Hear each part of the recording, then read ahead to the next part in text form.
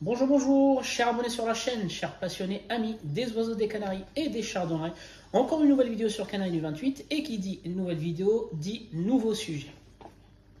Donc aujourd'hui, comme promis, nous allons parler de l'eau en général dans les élevages. Donc bien sûr, on parle de l'eau qu'on met dans les abreuvoirs pour nos oiseaux.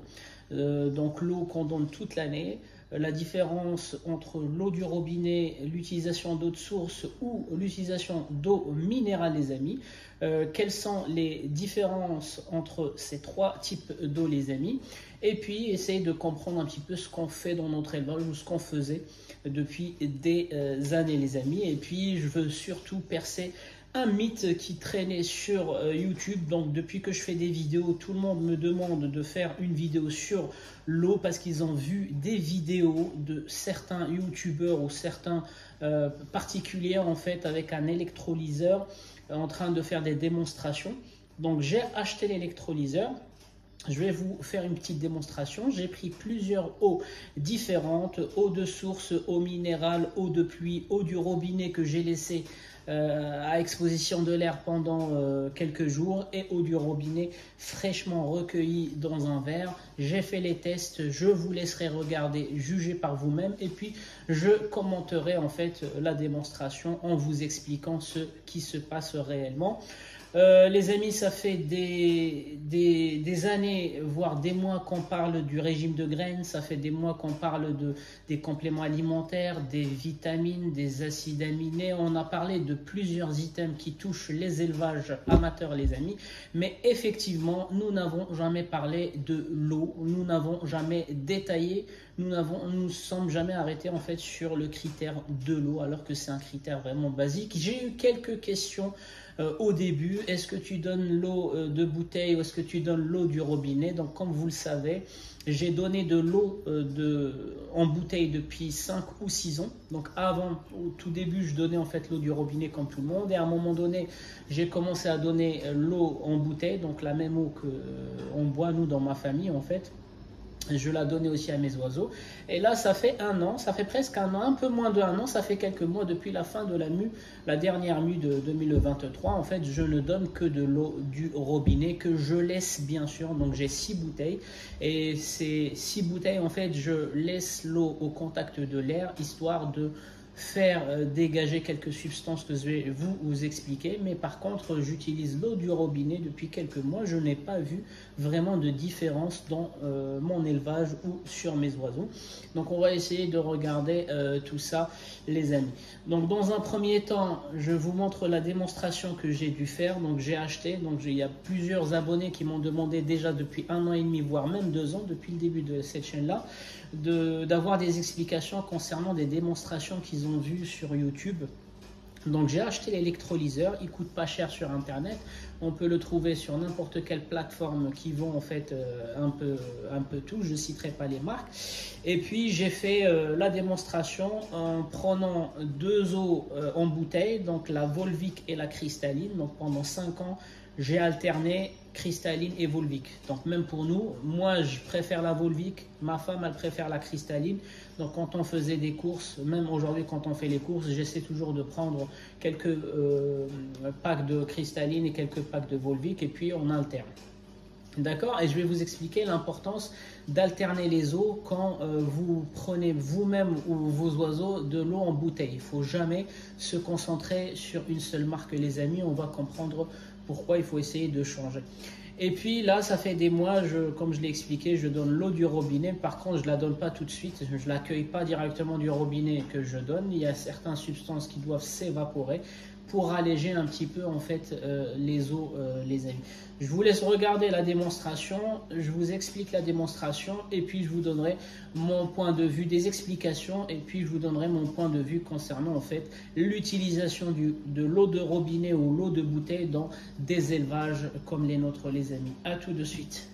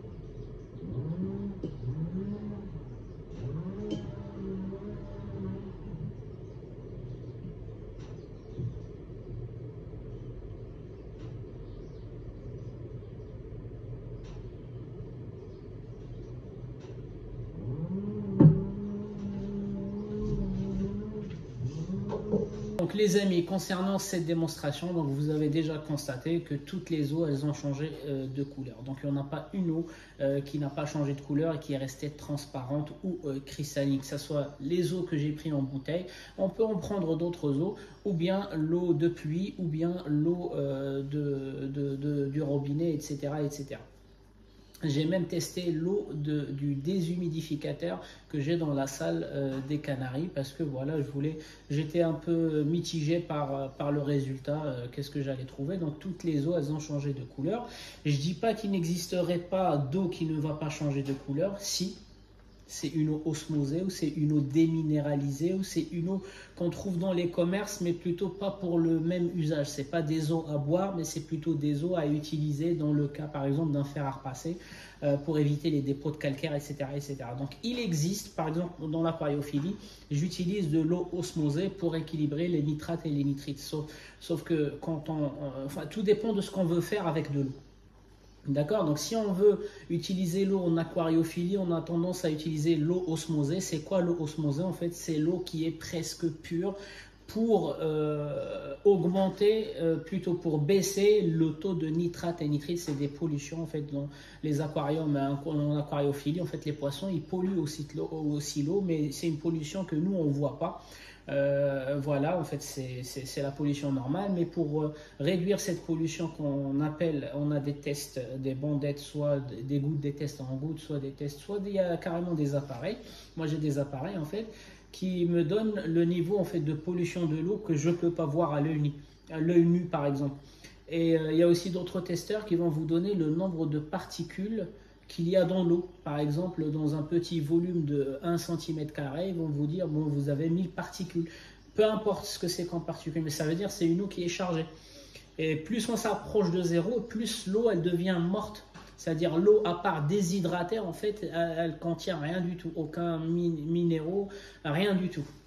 Aucune substance. D'accord, donc toutes les eaux se sont polluées. Il existe quelques eaux qui ne vont pas se polluer via ce test-là, mais ce ne sont pas des eaux destinées à être bues, les amis, ou pour l'usage tout simplement de l'humain ou des oiseaux.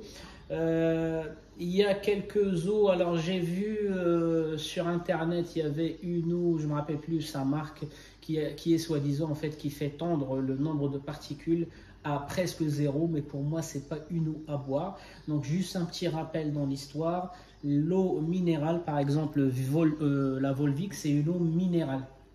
Donc c'est pas une eau de source, c'est une eau minérale. Et l'eau minérale, jusqu'à dans les années, je me rappelle plus, 1900 et quelques, les eaux minérales en fait ont été considérées comme étant en fait des médicaments.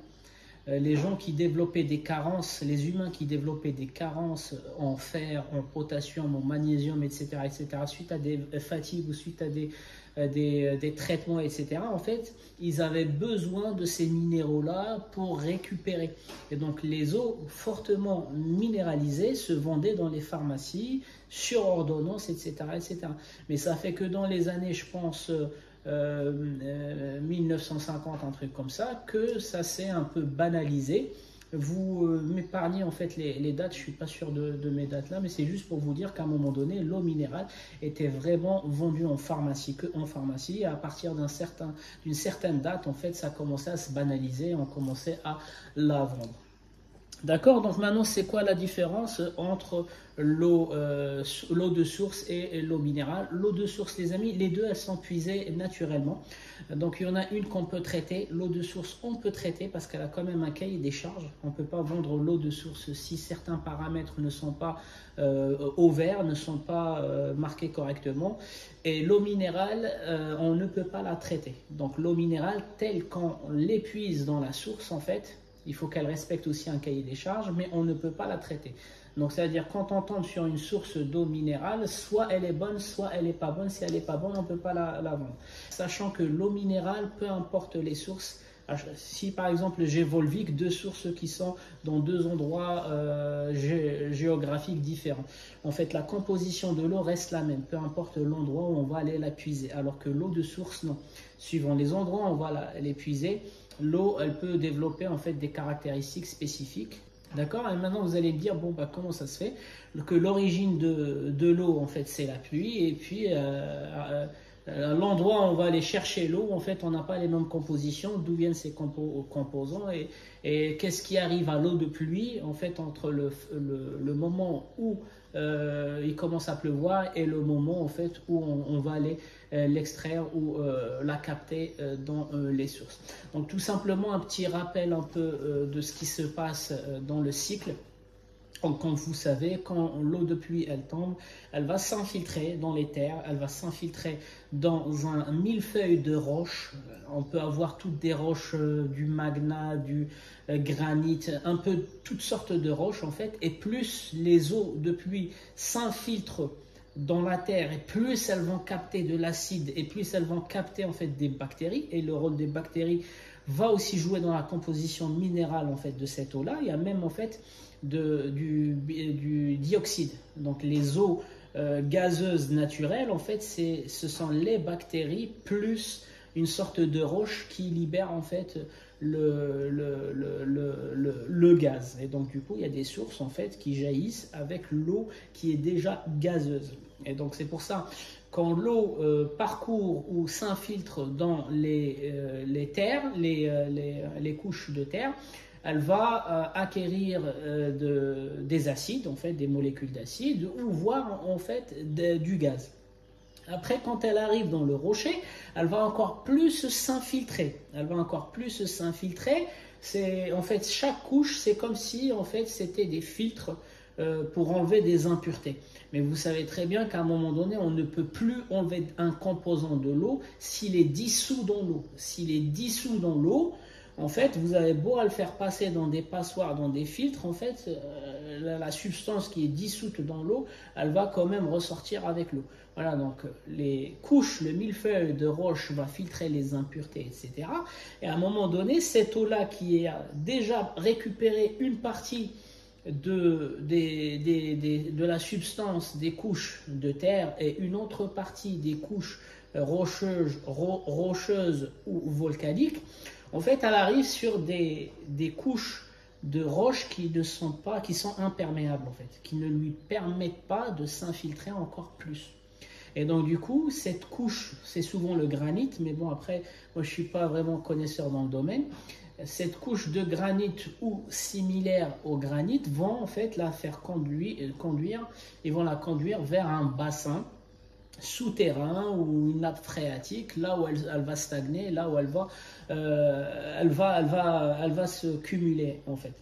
Et donc vous comprenez les combats menés par les gouvernements concernant les pesticides, la pollution, tout ça, donc parce que toutes ces molécules-là vont se déposer sur la terre, sur nos terres agricoles, et quand il pleut, elles vont rentrer dans les couches de terre et de roches, et à un moment donné, en fait, même s'il y a des filtres rocheux, les pesticides sont dissous dans l'eau, en fait, ils vont se retrouver dans les nappes phréatiques et on va polluer l'eau qu'on va plutôt boire plus tard. Donc c'est pour ça les eaux de source, en fait, même si elles sont récupérées autour des zones où il y a un peu d'activité, en fait, elles sont traitées derrière, elles sont contrôlées, etc. Les eaux minérales, non. Une source d'eau minérale, en fait, c'est dans une zone montagneuse déjà, et c'est interdiction de toutes sortes d'activités autour, parce que voilà, au risque de polluer en fait l'eau minérale ou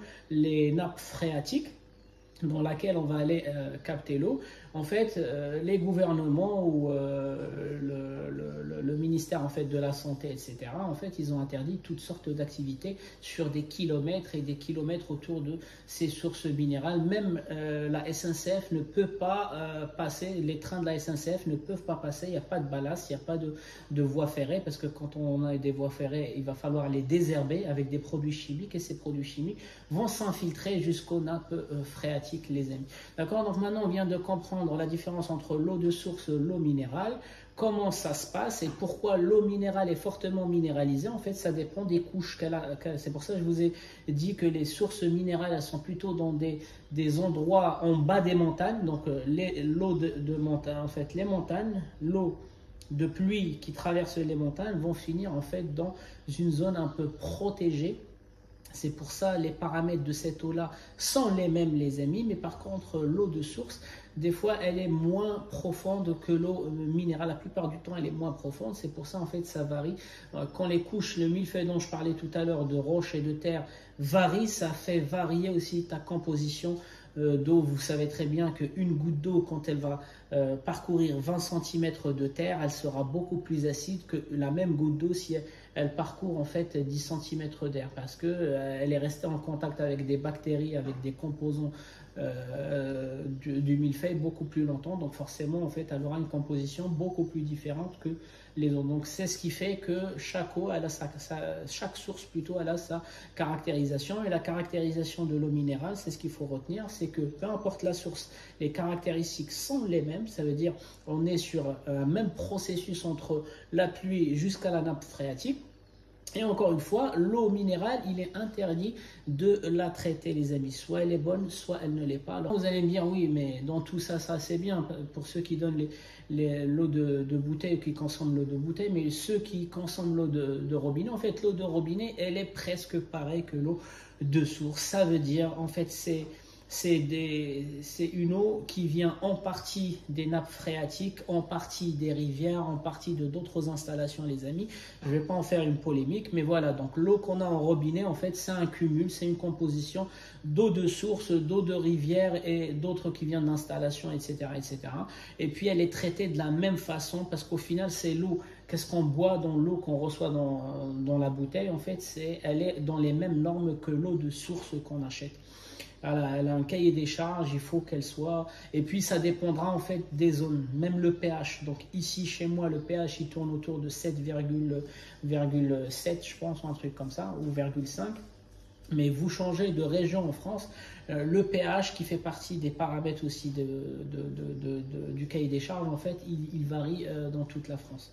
Donc maintenant, vous allez me dire, c'est quoi comme composant qu'il y a dans l'eau, qu'on retrouve dans l'eau, en fait. Je vais prendre une bouteille de cristalline par hasard. Donc la cristalline, elle est considérée comme étant en fait une eau faiblement ou moyennement minéralisée. Donc elle contient, donc ce qu'on peut trouver dans l'eau, c'est du calcium, donc c'est bien pour les oiseaux, surtout en période de préparation à la reproduction. Le magnésium, c'est bien pour l'énergie. Le sodium, c'est le sel autrement dit.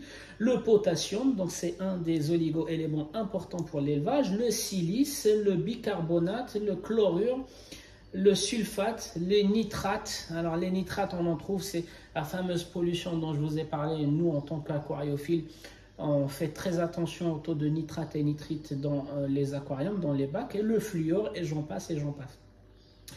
Donc voilà, donc par exemple la Volvic, c'est tout à fait le contraire. C'est une eau qui est moyennement minéralisée. Voilà, elle contient un peu plus de minéraux, les amis. Et il y a encore plus minéral que la Volvic, c'est l'Evian. Donc tout le monde connaît l'Evian. L'eau d'Evian, c'est l'une des eaux qui est très minéralisée. Après, l'utilisation des eaux pour les humains, en fait, c'est en fonction de leurs besoins. Il y a des gens qui ont des carences en minéraux, il leur faut des eaux fortement minéralisées, telles que Evian, telles que Volvic. Il y a des gens en fait qui n'ont pas cette carence, qui n'ont pas ces problèmes-là. Donc dans ce cas-là, il ne faut pas hésiter à prendre des eaux qui sont faiblement minérales.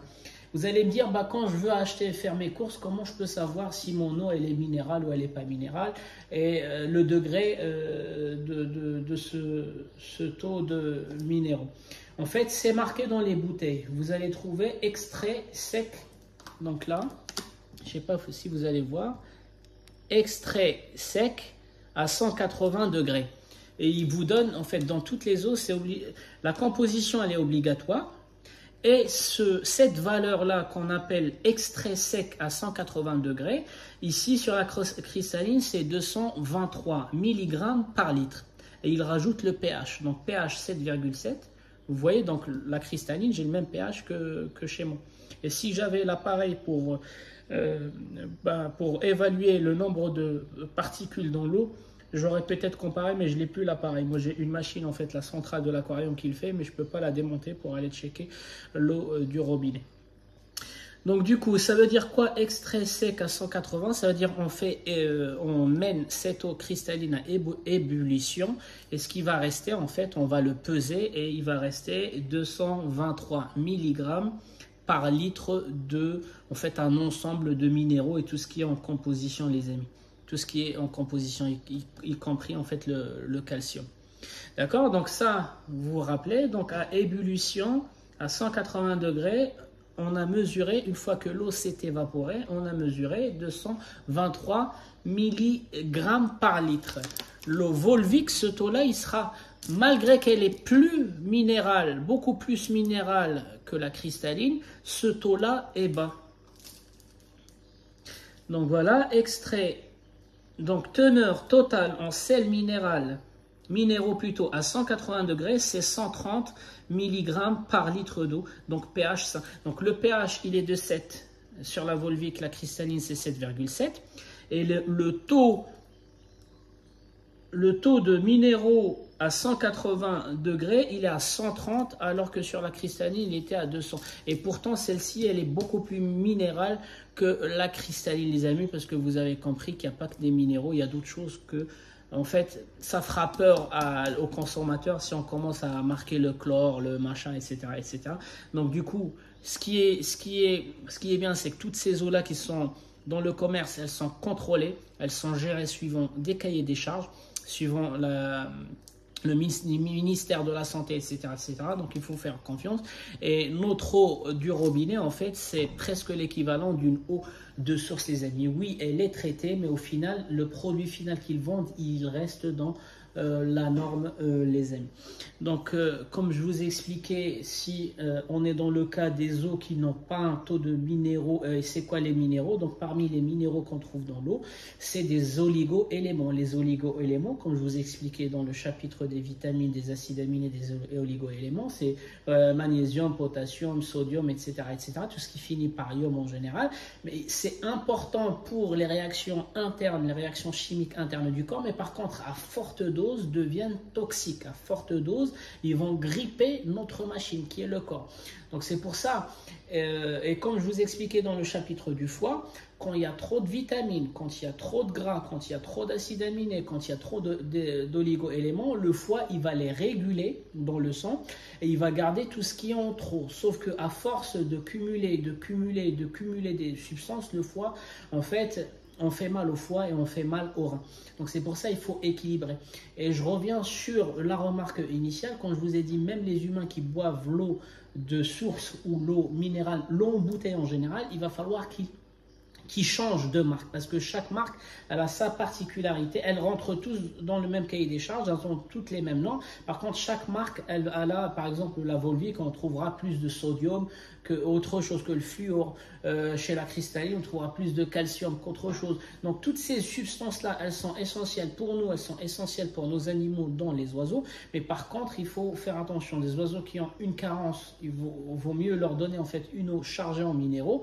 Et les oiseaux qui sont en bonne santé, il faudra leur alterner l'eau cristalline, volvique, cristalline, volvique. Et si vous pouvez alterner entre 3 eaux, voire 4 eaux en bouteille, c'est encore mieux, les amis. Moi, je connais, et vous aussi, on connaît tous des gens autour de nous qui ont eu des calculs dans les reins, qui ont eu en fait des problèmes avec l'eau, pas que l'eau de robinet. Il y a des gens qui n'ont jamais bu de l'eau de robinet, ils ont eu quand même des calculs. En fait, c'est justement le taux de calcium et de ces minéraux très élevé, et eux ils ont utilisé certaines eaux riches en calcium sur une longue durée. Donc je dis pas qu'il ne faut pas utiliser les eaux minérales, je dis juste qu'il faut varier, il faut essayer en fait de changer d'eau, de marque d'eau, et ça doit devenir en fait dans nos habitudes. Il faut faire attention, les eaux qui sont faiblement minérales ne sont pas bien pour nous, parce que ce sont des eaux, à part se déshydrater, n'apportent rien dans l'organisme, les amis, ce que j'appelle les eaux mortes. Mais par contre, les eaux qui sont fortement minérales, en fait, peuvent causer des dégâts à long terme ou sur une longue durée d'utilisation. D'où l'intérêt, en fait, d'alterner les eaux de bouteille. C'est pas bon, c'est connu. Il faut toujours acheter plusieurs marques, mélanger plusieurs marques pour le bien-être, les amis. Donc, concernant les amis, donc moi depuis plusieurs mois je donne l'eau du robinet. Par contre, l'eau du robinet, comme on sait tous, elle est quand même traitée, elle est fortement traitée que les eaux en bouteille. Et parmi les traitements, c'est le chlore. Donc le chlore, il désinfecte en fait l'eau, il élimine les bactéries, il élimine quelques microbes. Donc c'est normal de trouver du chlore dans l'eau, et heureusement qu'il y a du chlore, parce que sinon il va y avoir plein de germes qui vont se développer dans les tuyaux, dans les canalisations, etc. Par contre, moi, pour évacuer ce taux de chlore dans l'eau de robinet avant de la donner à mes oiseaux, en fait je remplis 6 bouteilles. Donc j'ai 6 bouteilles de 1 litre. Et donc chaque jour, j'utilise une bouteille que j'avais remplie il y a 6 jours et que j'avais laissée à exposition. Comme on sait tous, l'eau de javel et le chlore s'évaporent au contact de l'air. Donc je remplis une bouteille d'eau de 1 litre aujourd'hui et je vais la laisser découverte. Bien sûr, il ne faut pas la mettre dans un endroit où il y a beaucoup de poussière. Moi, en fait, j'ai une petite niche, je vais vous montrer à la fin de la vidéo, une petite niche où j'ai mes 5 ou 6 bouteilles. Et chaque jour, j'utilise 1 litre et en même temps, je remplis la bouteille avec de l'eau fraîche et je la mets à la fin de la série. Ça veut dire le lendemain, je prendrai la suivante et dans 6 jours, je reprendrai l'eau. Donc, je laisse le reposer en plein air pendant une semaine et ça va éliminer minimum le chlore de l'eau que je ne souhaite pas que mes oiseaux en fait puissent en boire. Donc j'ai répondu à des questions de certaines personnes qui m'ont posé pendant quelques mois là en me disant oui, bah ça fait un moment que tu donnes plus l'eau de bouteille. Bon, en fait voilà les explications. Donc les amis, là ça nous donne une petite définition sur les différentes eaux: robinet, eau de source, eau naturelle, eau osmosée ou eau sans minéraux. Les amis, n'est pas pour un usage de consommation, c'est plutôt pour des usages de machines ou pour l'aquariophilie, les amis. Donc c'est à vous de voir si vos oiseaux ils sortent d'un traitement, ils étaient malades, ils sortent d'un traitement ou ils sont en période de récupération. Je vous conseille des eaux fortement minéralisées pour leur rembourser les oligo-éléments et les minéraux dont leur corps il aura besoin. Mais si vous avez des oiseaux en bonne santé, essayez d'alterner. Donc vous regardez maintenant les compositions de vos eaux et surtout vous regardez l'extrait à 180 degrés. J'ai entendu dire que le meilleur taux, ça serait entre 0 et 100. Donc, sur la Volvic, on avait dit que c'était 130. Sur la cristalline, c'est 220. Et sur l'Evian, c'était 400 et quelques. Donc, ça, c'est faux aussi. C'est un mythe, les amis. Ce qui est juste, ce qui est vrai, c'est qu'il faut alterner. Donc, on ne connaît pas nos corps. On ne sait pas si notre corps il est en déficit de ces minéraux ou il est en trop, en excès, les amis. Donc, d'où l'intérêt d'alterner en fait ces eaux-là et puis faire confiance à notre corps concernant la gestion et de toute façon on le voit, si vous commencez à avoir mal au rein ou à avoir mal au foie, les amis, allez voir un médecin pour qu'il puisse regarder avec vous.